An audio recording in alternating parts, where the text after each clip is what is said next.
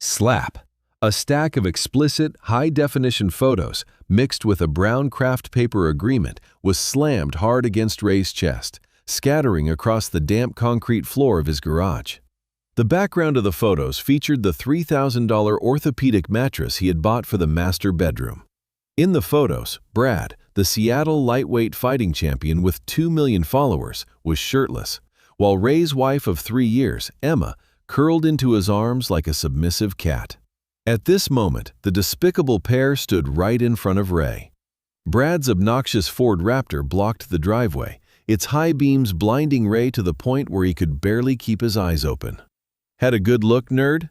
Brad chewed his gum, leaning his imposing 6'3" frame forward while poking Ray's shoulder with a thick finger.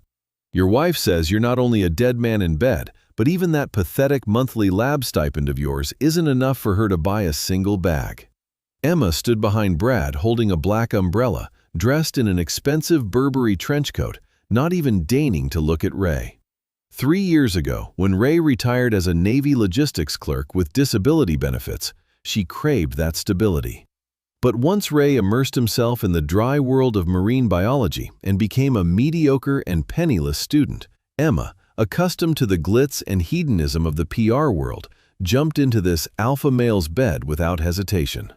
"Honey, just sign it," Emma said coldly, her voice devoid of emotion. "The lawyer will send you the divorce papers tomorrow. The house goes to me as compensation for the 3 years of my youth you wasted. That paper on the ground is a waiver. Brad is leaving you with a bit of your dignity as a man." Ray adjusted his black-rimmed glasses and looked down at the paper dampened by the rain. A mutual consent to dual liability waiver. "I have an open exhibition match at my gym on the 8th of next month," Brad laughed cruelly, his eyes filled with bloodthirsty fever. "Sign it and step into the ring for 3 rounds with me. If you refuse to sign, or if you try to fight for the assets in the divorce, I guarantee that every forum at the University of Washington will be plastered with these photos tomorrow. Your mentor and classmates will all know that you're a loser who can't even satisfy his own wife." Ray said nothing. His chest rose and fell slightly, his hands shoved into the pockets of his faded jeans, his fingers twitching uncontrollably. Brad assumed it was fear, but he would never know that the bespectacled, mild-mannered man standing before him was no mere logistics clerk, but a top-tier killing machine who had served in the U.S. military's most classified Special Operations Unit. In Ray's subconscious, there was no such thing as scoring a knockdown, only 1 strike, 1 kill. The twitching in his fingers was him desperately suppressing the muscular instinct to instantly snap this idiot's carotid artery. He was a civilian now. He needed the cover of rules. "What's the matter? Scared enough to piss yourself?" Brad taunted as he stepped closer. "Brad, don't push him too hard," Emma suddenly frowned, her eyes flickering. "He hasn't had any training. If there's an accident on stage, there will be trouble with the insurance company." Insurance company. Those 2 words acted like a precision radar signal, instantly captured by Ray. A month ago, Emma had acted extremely out of character, pestering him into signing a $3 million accidental death and dismemberment insurance policy, citing lab chemical hazards as the reason. The beneficiary was her. Ray's pupils contracted sharply behind his lenses. So that was it. Taking the house in the divorce was just the appetizer. Using the rules in a legal fighting ring to turn him into a quadriplegic or a vegetable, and then pocketing the $3 million in insurance money without risk, that was the pair's true endgame. This was a long-planned, legal murder. Ray took a deep breath of the cold, metallic night air, and the intent to kill came full circle in his heart. He pulled out a pen, leaned down to pick up the waiver, placed it on his car hood, and signed his name without a moment's hesitation. "The 8th of next month," Ray said as he shoved the paper back into Brad's hand, his voice trembling but his eyes as calm as stagnant water. "I hope your medical insurance is high enough." With that, he turned toward his front door. As he pushed the door open, Ray's peripheral vision caught the high-definition wide-angle camera under the eaves, ostensibly used for pet monitoring. From just now until this moment, every frame and every line of dialogue had been synchronized and uploaded to his private cloud. That was impeccable, legal evidence of an incident occurring on his private property. The prey had entered the trap. The security door shut with a heavy click, completely sealing off the rainy night and the roar of the engine. Ray stood in the shadows of the entryway and reached up to remove his water-stained black-rimmed glasses. In that instant, the submissive, shrinking demeanor of a nerd vanished entirely. His once slightly hunched back straightened like a fully drawn compound bow. His shoulders broadened, and the muscle lines hidden beneath his loose shirt rippled with an explosive rhythm in time with his breathing. This was a tactical posture etched into his very marrow after surviving countless life-and-death encounters. Ray didn't bother turning on the main light in the living room. He walked straight into the study, locked the door, and skillfully dismantled the case of his seemingly old Dell desktop. He pulled a fingernail-sized, military-grade encrypted USB drive from a gap in the motherboard and plugged it in. The screen lit up, the ghostly blue light reflecting off his expressionless face.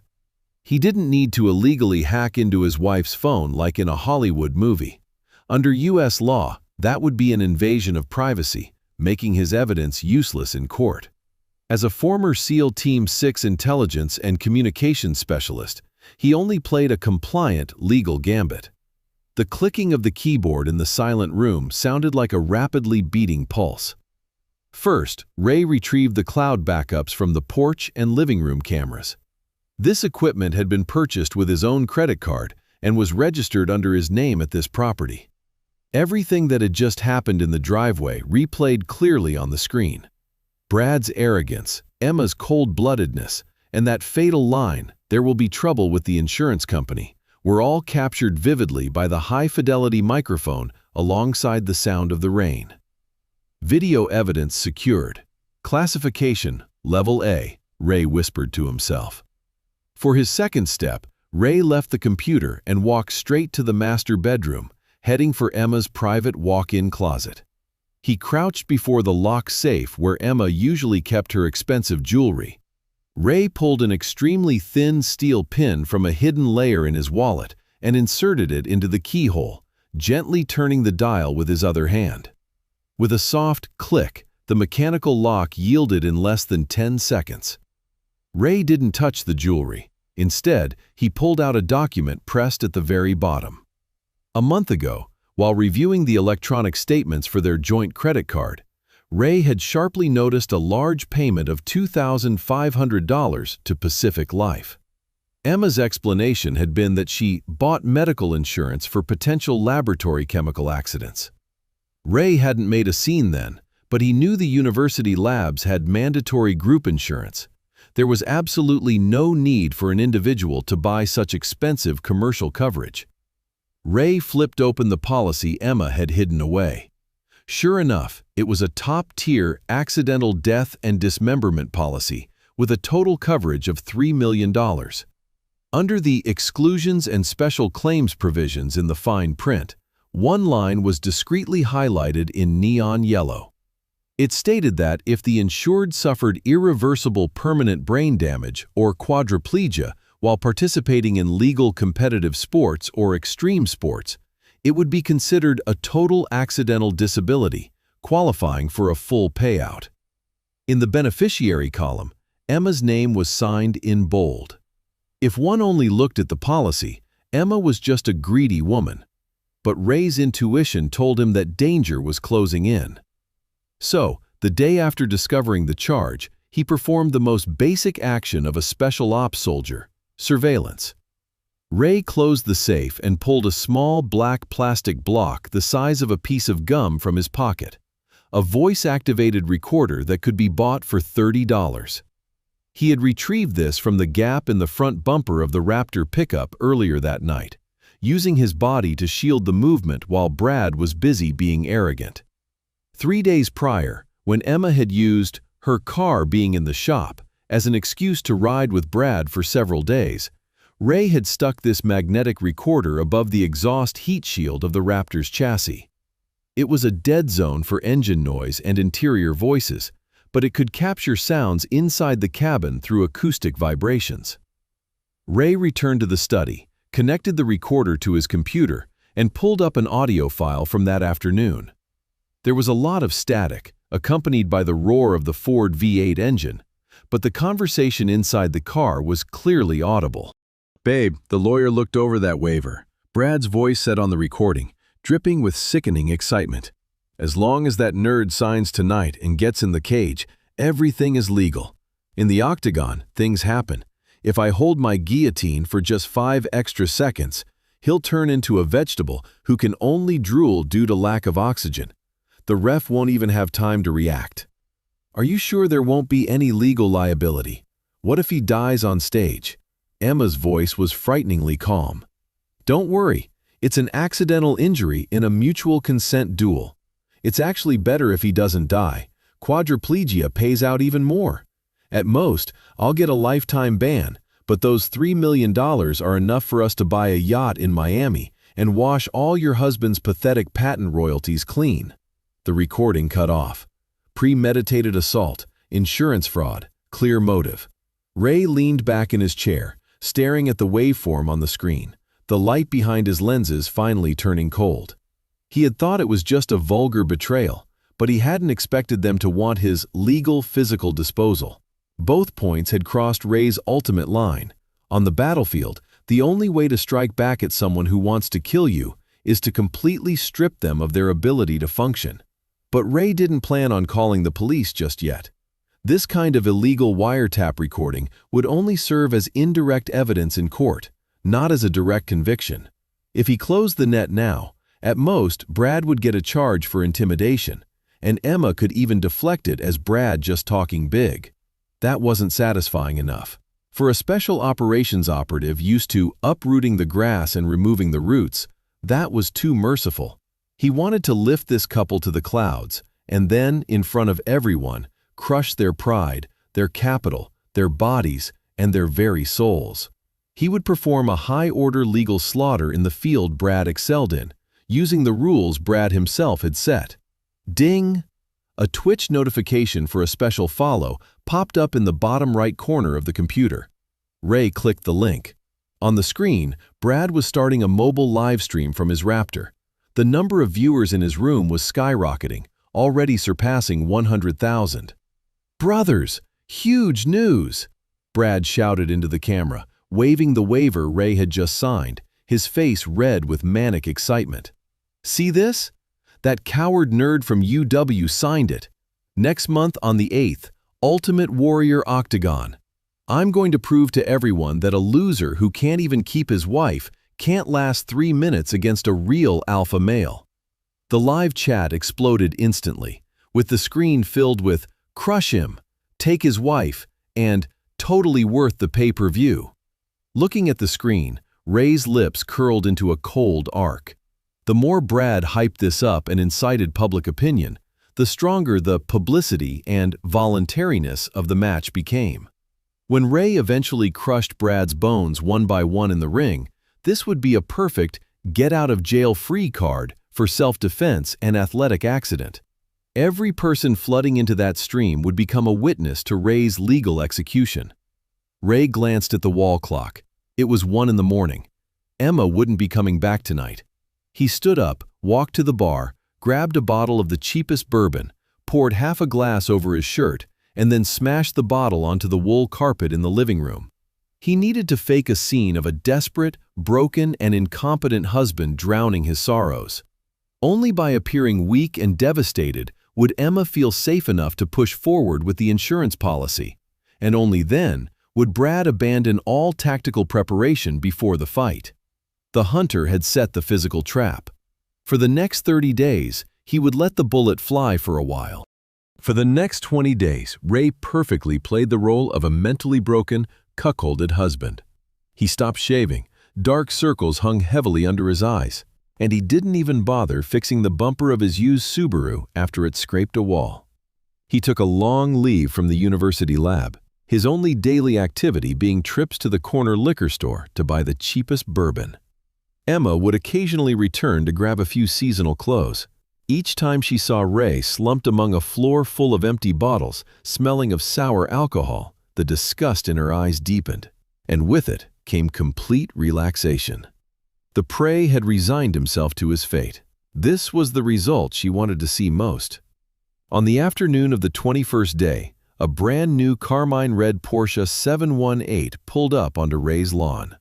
Emma stepped into the living room in her high heels and tossed an envelope stamped with Seattle First National Bank onto the coffee table. "I took out a second mortgage on this house and used it for the down payment on this car." Emma toyed with her new salon-manicured nails, her tone devoid of any guilt, as if she were announcing something trivial. "Anyway, once the fight is over next month, you'll either spend the rest of your life in a wheelchair or just take your pathetic little pension and get lost. This house will be mine sooner or later. I'm just withdrawing a bit of my youth compensation early." Ray huddled on the sofa, clutching half a bottle of whiskey, his body trembling violently as if the strength had been drained from him by her words. He didn't even look up at Emma, burying his head deep in his arms and letting out a stifled sob. "Disgusting," Emma cold snorted and turned to leave in her clicking heels. The second the door closed, Ray raised his head. There wasn't a single tear on his face. His eyes were as cold as polar ice. Emma was too greedy to the point of losing basic reason. She was certain that Ray would become a vegetable by next week, and that $3 million in insurance money was within reach, so she had not only maxed out her credit cards, but even touched the home equity.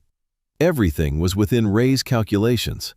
What he wanted was not just physical destruction, but to ensure this couple would fall into a bottomless abyss of sky-high debt and a living hell. He stood up, went to the bathroom to wash his face with cold water, and changed into a loose gray tracksuit. It was time for the final step before the match, battlefield reconnaissance. 4 p.m., Ultimate Warrior MMA Gym. The air was thick with the scent of sweat, liniment, and rubber mats. Brad was inside the octagon instructing a few young students, surrounded by 3 high-definition cameras for his pre-fight routine live stream. "See this?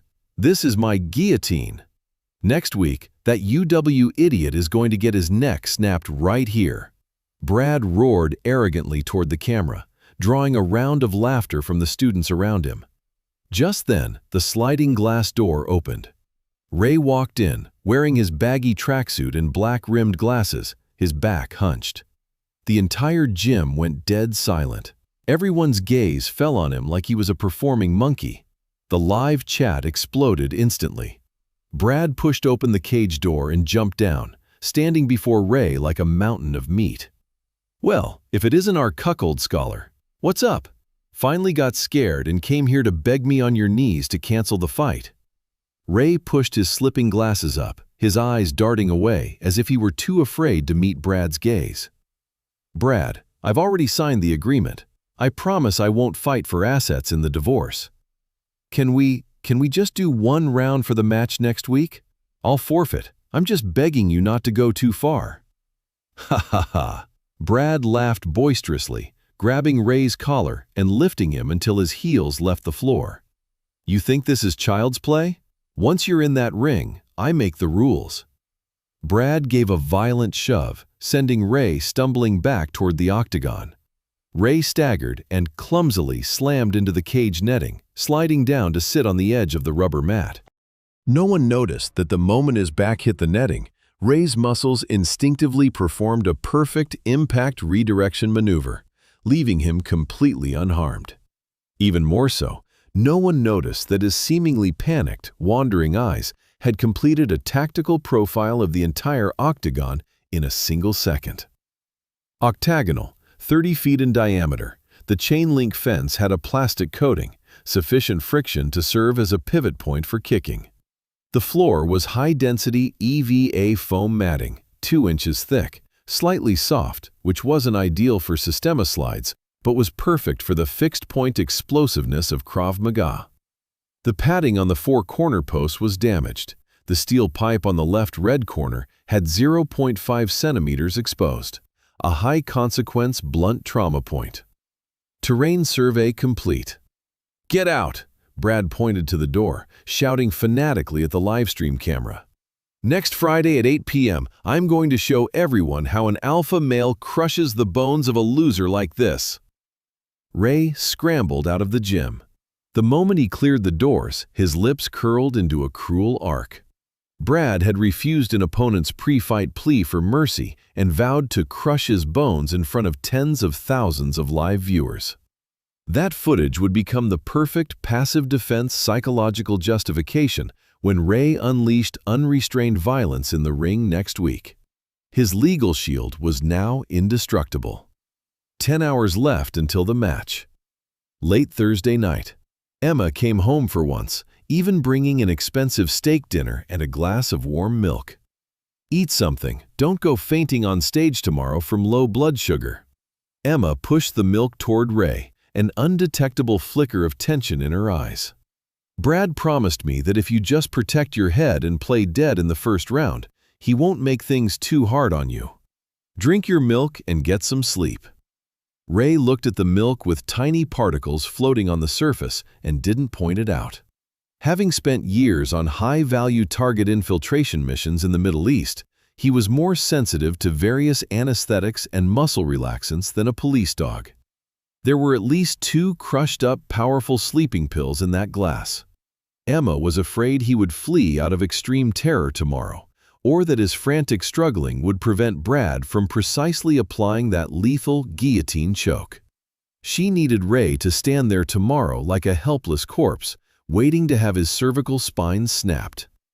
"Thanks," Ray said, as he picked up the glass and drained the spiked milk under Emma's hidden, expectant gaze.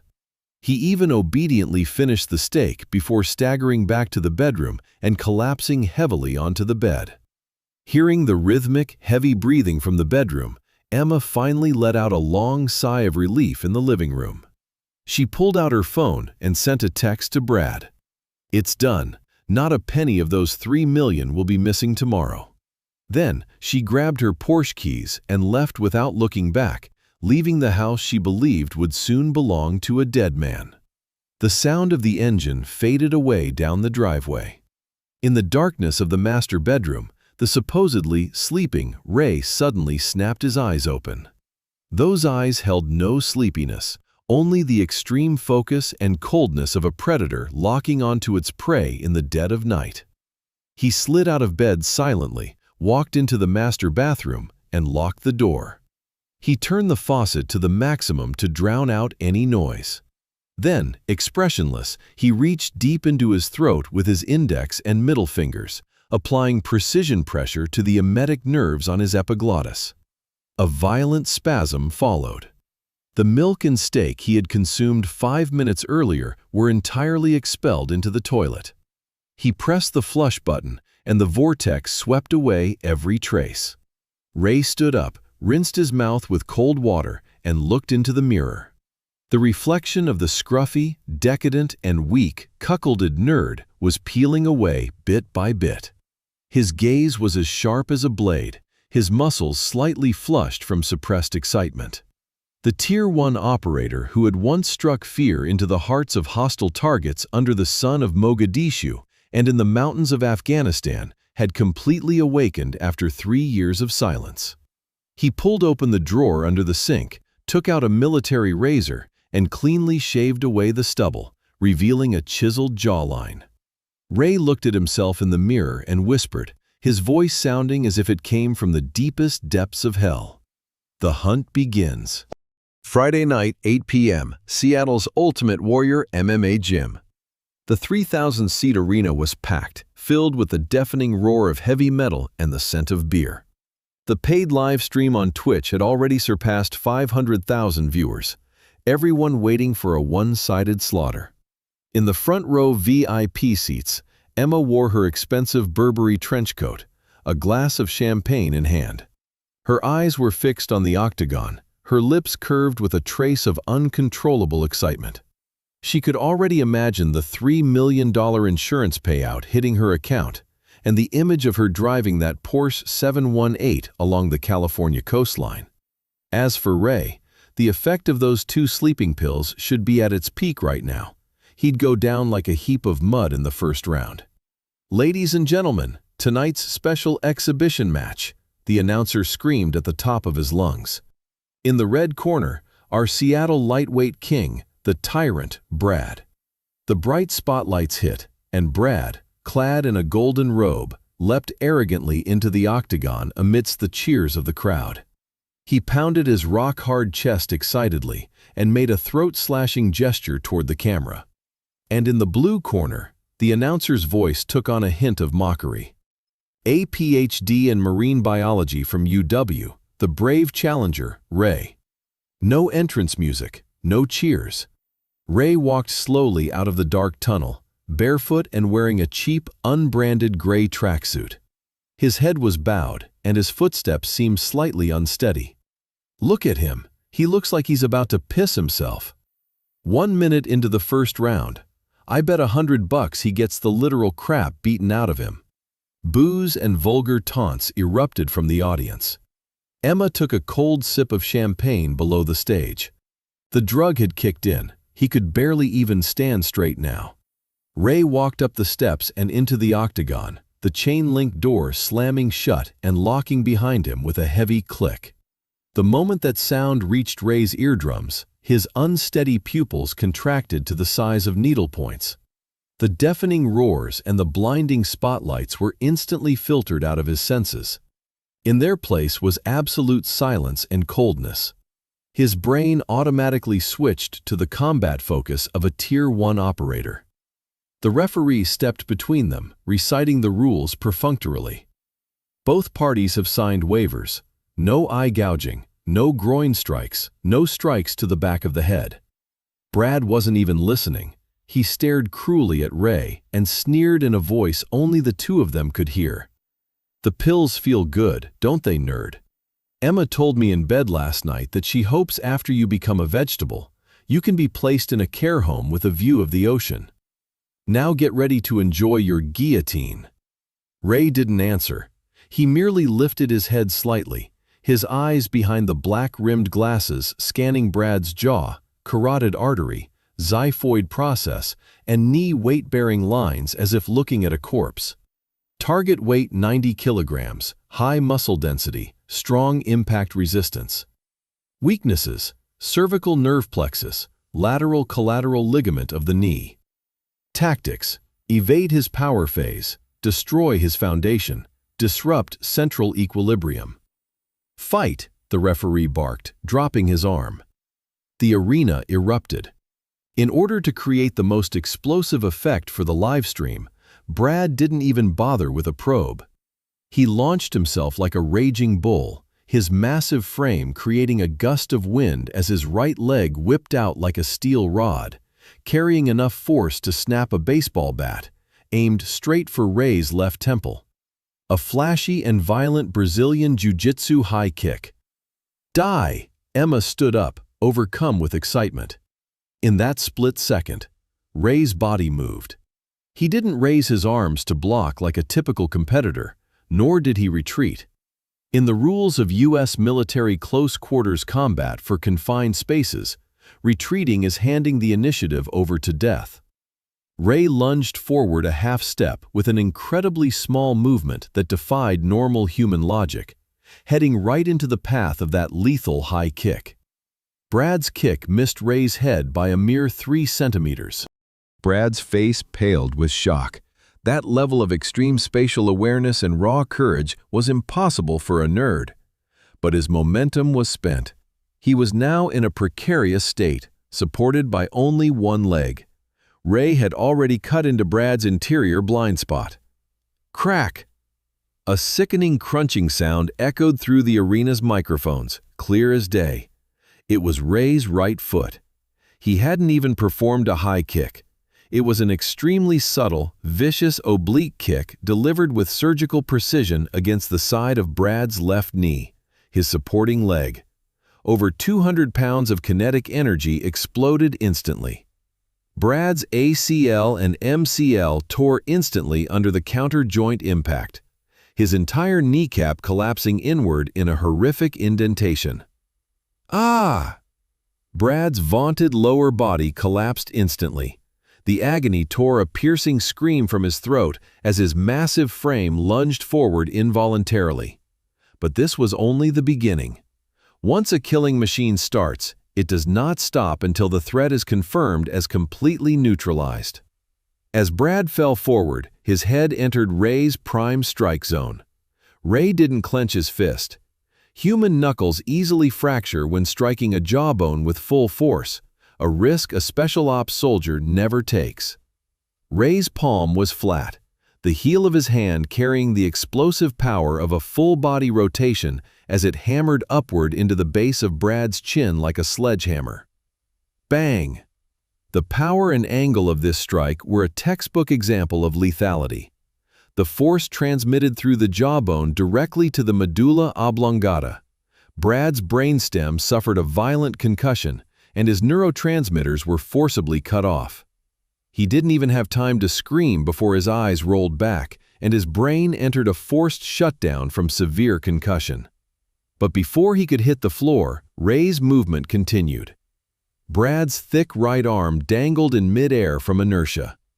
Ray moved like a serpent, closing the distance and locking Brad's right wrist with hands like iron clamps.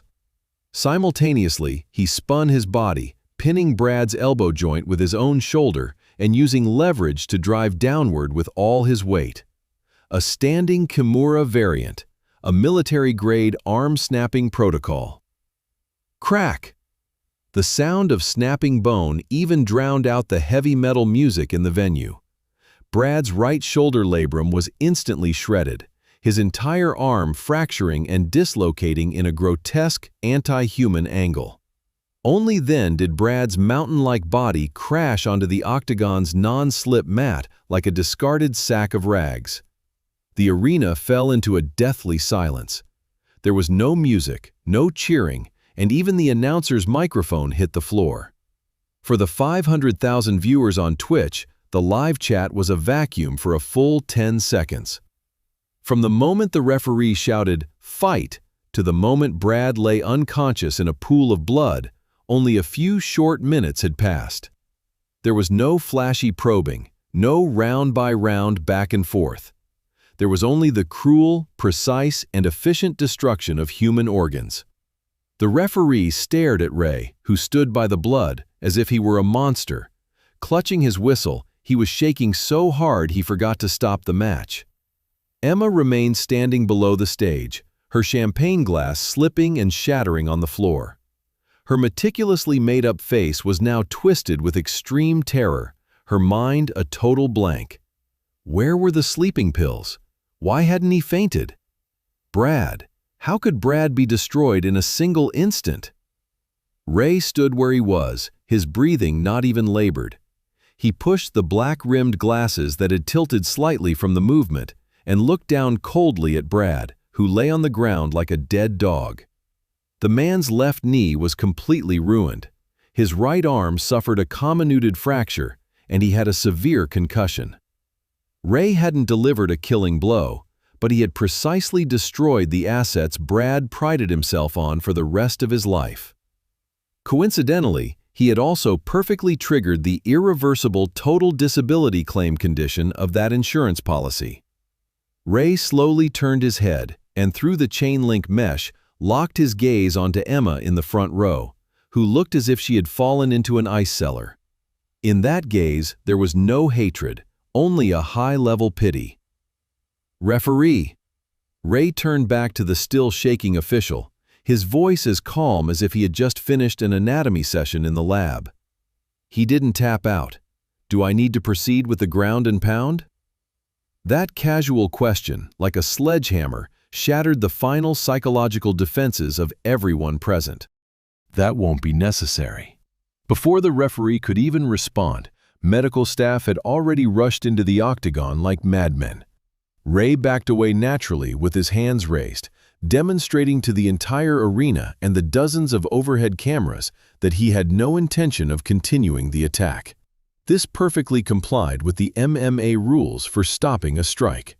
My God, his knee is completely shattered. Comminuted fracture of the right arm with a torn labrum. Get a neck brace. He's unconscious.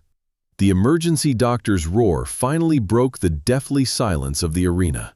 Only then did a tsunami of gasps and shouts erupt from the crowd, not of excitement, but of extreme shock and fear. The Twitch live chat, after its 10-second freeze, scrolled like an avalanche. What kind of monster is that? I saw it. He wasn't just swinging. Those were military-grade joint locks. This guy is a special ops soldier playing the nerd. Brad is finished. There's no way they're saving that leg. Emma finally snapped out of her stupor. She rushed toward the octagon, her high heels catching on the rubber mat as she stumbled and sprawled pathetically against the chain-link fence.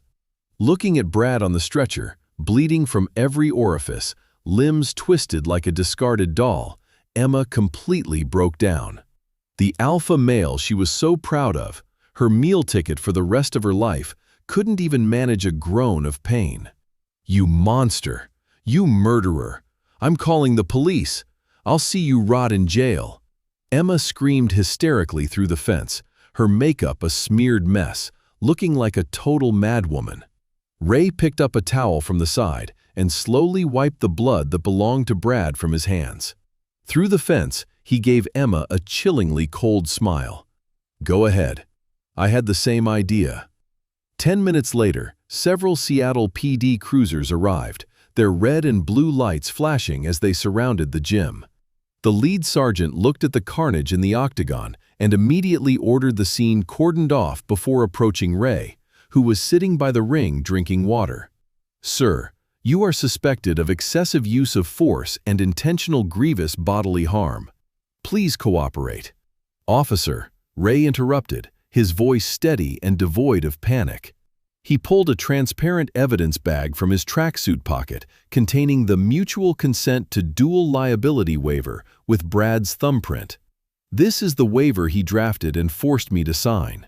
Furthermore, this match was streamed live on 3 cameras with 500,000 witnesses. None of my strikes violated the explicit rules of MMA." The sergeant took the document, scanned it, and then looked toward an officer who was reviewing the footage. The officer nodded. "Sir, I've seen the replay. No strikes to the back of the head, no illegal moves. It was all legal technical movements. It's just that this kid's strength and precision are terrifying." The sergeant's expression changed. According to Washington state law, as long as both parties signed a waiver and competed within the rules, this constituted legal athletic injury and not a criminal offense. "Did you hear that, Emma?" Ray stood up, looking down at his wife who was being held back by 2 female officers. "The rest of your life might be spent pushing a wheelchair. But don't worry, didn't you just mortgage my house to buy a Porsche yesterday? Sell it. It might be enough to pay for 1 month of Brad's ICU bills." Emma felt as if she had been struck by lightning, her face turning deathly pale.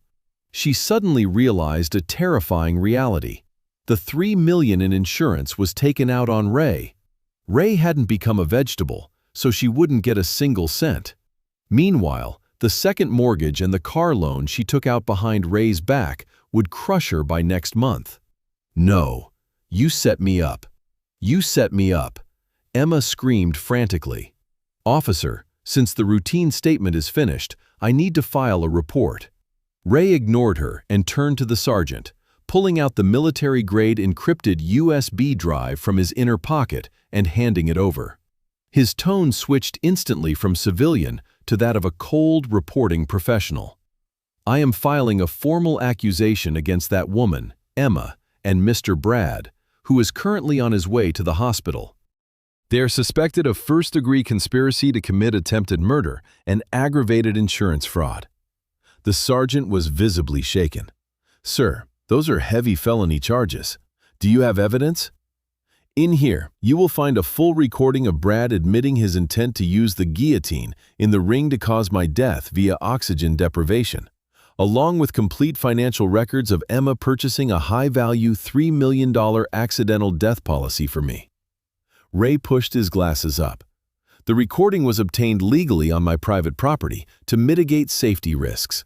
You can hand it over to the FBI or the state prosecutor immediately." The arena fell into a pin-drop silence. Emma's screaming stopped abruptly. Her legs gave out, and she collapsed onto the cold concrete, her entire body shaking violently. Guillotine. Holding for 5 extra seconds. Vegetable. $3 million. How did Ray know the secret words they had spoken in the car? She looked up, staring in despair at the man before her, who was both familiar and a total stranger. Only at this moment did she understand that her boasted intelligence and Brad's brute force were as laughable as paramecia in a petri dish before this man. He hadn't just anticipated their every move, he had personally handed them the rope for their own gallows. Ms. Emma, you have the right to remain silent, but anything you say can and will be used against you in a court of law. Two officers stepped forward, and the cold click of handcuffs mercilessly locked onto her prized, manicured wrists. Ray didn't give her another look as he walked out of the noisy gym. The night rain in Seattle had stopped, and the cold air filled his lungs, washing away all the filth. 3 months later.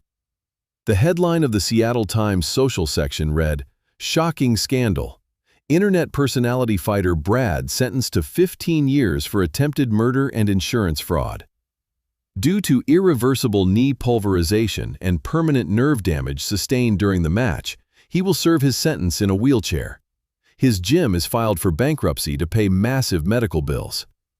Accomplice Emma, convicted of forging signatures to mortgage property and participating in insurance fraud, has been sentenced to 12 years in federal prison. University of Washington, Marine Biology Key Laboratory. Sunlight filtered through the blinds onto a sterile workbench. Ray, wearing a clean white lab coat, was looking through a microscope at the cell division patterns of deep-sea coral. He had just received a call from his lawyer. The court had issued the divorce decree. Due to Emma's severe criminal fault, Ray not only kept all premarital assets, but also bore no responsibility for any debt Emma had taken out privately. The carmine red Porsche had been towed away and auctioned by the bank yesterday. "Dr. Ray, is your cell culture medium ready?" A young intern poked their head in, smiling brightly. "Almost done." Ray looked up and pushed his black-rimmed glasses, his gaze warm and peaceful. The killing machine that had descended like a Shura in the octagon seemed as if it had never existed. He was just a regular scholar who loved the ocean and kept a disciplined routine. The abyss had once stared into him, and he had buried the abyss with his own hands.